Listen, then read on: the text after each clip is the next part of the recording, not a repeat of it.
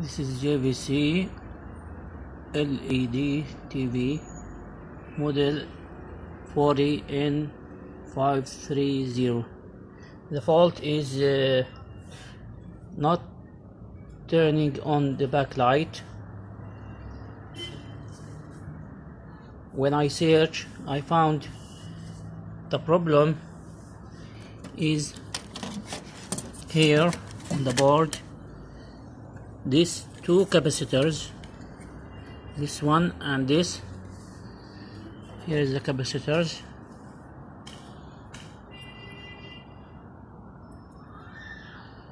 Two 20 micro 50 volt.